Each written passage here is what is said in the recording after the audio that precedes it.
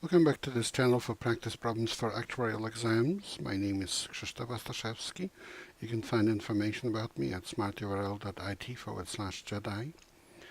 My advice on how to pass actuarial exams is at smarturl.it/pass. I direct the actuarial program at Illinois State University. You can find information about it at smarturl.it/actuary. If you would like to make a tax-deductible donation to support our program, please go to smarturl.it/help-ISU-actuary.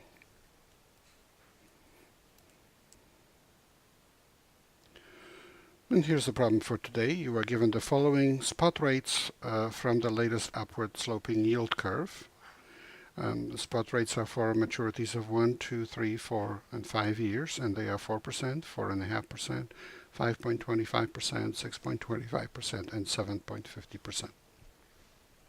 You enter into a 5-year interest rate swap with a notional amount of 100,000 to pay a fixed rate and to receive a floating rate based on future 1-year LIBOR rates. If the swap has annual payments, what is the fixed rate you should pay? And a comment from me, so the issue with swaps is always whether you pay, and say you have a specific moment where you make a payment based on LIBOR. And the question is that LIBOR for the period from the last payment to now, or from now until the next payment? A LIBOR rate is a 1-month rate or 3-month rate, or in this case 1-year rate, and you need to know which one it is. So if you are looking at the rate that ruled before the date of payment, then you say that the swap is settled in arrears. And then if it's forward-looking, then it should state that it's forward-looking because the default is in arrears. The reason why you know the swap, the LIBOR rate for the next period is because LIBOR rate is, well, theoretically, it's been messed up during the financial crisis because the banks that accepted deposits in US dollars in London based on whose rates LIBOR was calculated, lied about the whole thing. They defrauded basically everybody involved in financial markets. Of course, nothing happened to them because, well, there are people, ordinary people, and then there are bankers. Anyway, so they reported false rates. And then the trading was based on those false rates, and it was discovered, which already is great that we have some truth in the markets. I like that very much. But unfortunately, as I said, nobody had any consequences for this seriously.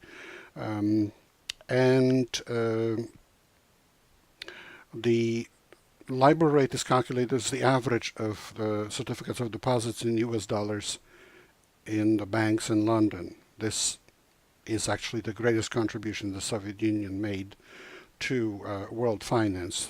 Thanks to them, LIBOR exists because when the Soviet Union was created, after they managed to, torture and kill everybody who opposed them, and they took over, they, of course, nationalized all properties, and that included property of some U.S. citizens. So U.S. government said, well, you stole property of U.S. citizens, so if we get hold of any of your property, then we'll just take it to pay back compensation to our citizens that you robbed, you Soviets. And the Soviets said, like you're going to see any.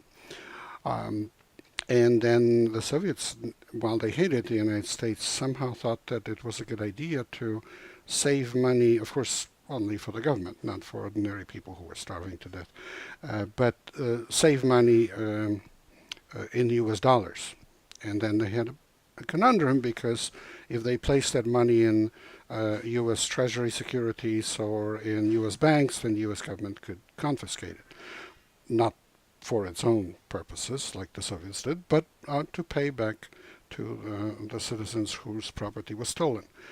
Anyway, so then the London banks, London being what it is, saw this as a business opportunity, and they said, well, you can just, hey, Soviets, you could just make a deposit with us, and we'll buy U.S. government securities. Your money will be safe with these London banks, because, yeah, we lie to ordinary people, but we don't lie to governments. Well, they do lie to governments, too. It's a conundrum. But anyway, and the Soviets started depositing money with London banks, and then other people thought, oh, that's a neat idea. I can have dollar-denominated deposits in London. That's convenient. And so that's how the market was created.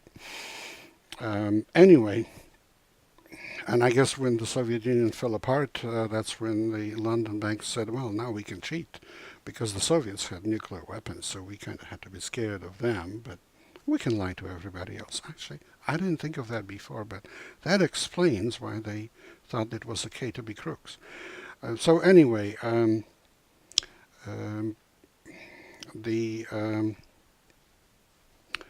well, they thought they could be crooks because the Soviets, if they discovered it, they would whack them, obviously. So that was some kind of a law enforcement, in a sense, in the Soviet Union. If you were the enemy of the state, you were whacked. I guess they still keep that idea in Russia right now, even though not everything is owned by the government. But anyway,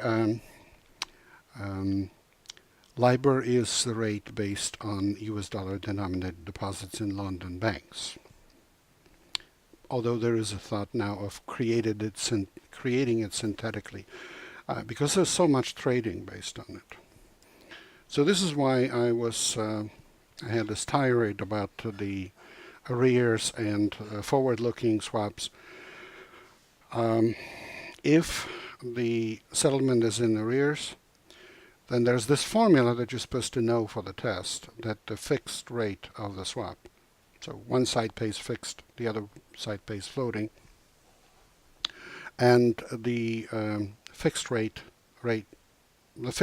rate is 1 minus P5 over P1 plus P2 plus P3 plus P4 plus P5. In this case, otherwise it's 1 minus Pn over the sum from P1 to Pn, where P1 or P2, these are prices of zero coupon bonds maturing at the time that is a subscript. So P5 is a price today of $1 maturity value, zero coupon bond maturing at time 5.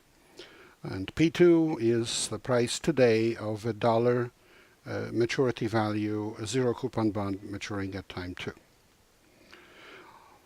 And because we know the spot rates, the price is simply 1 plus the spot rate to the power minus n, where n is the maturity time. So in this case, 1.075 to the negative fifth, and then 1.04 to the negative 1 divided by 1.04 to the negative 1 plus 1.045 to the negative 2 plus 1.0525 to the negative 3 plus 1.0625 to the negative 4 plus 1.075 to the negative 5. And then when you do the calculation, this comes out to be 7.1797% approximately, which is answer E. And you may wonder, well, shouldn't I just figure it out by thinking about it and all this? No. Thinking is the last resort for the unprepared. You are expected to have memorized this formula. It's not that complicated. If you have my study manual, then there's a proof of it, complete, explained everything, but you're not going to have time to prove anything on the test. You have to know the formula. Remember, you have 5 minutes per problem on Exam FM. You must know this formula. You have to memorize things. You can forget everything right after the test, but don't be like, oh, this is supposed to be reasonable. It's not fair if you have to memorize things. If you think it's unfair that you have to memorize things, then you just need to seek success in some other profession, because you are expected to memorize things for the actuarial exams. So be mature about this, be serious, memorize the key formulas. It's very important. You will memorize them if you do a lot of practice problems. So it's not going to be that bad. And as I said, you can just forget them after the test. You kind of should know where they are, because if the time comes when you need to use it at work, you should be able to look it up. So again, be reasonable. It is good for you to memorize the key formulas. Please remember, this is copyrighted material. The problem itself comes from the Society of Actuaries. The solution is mine. Good luck in your studies and good luck on the test.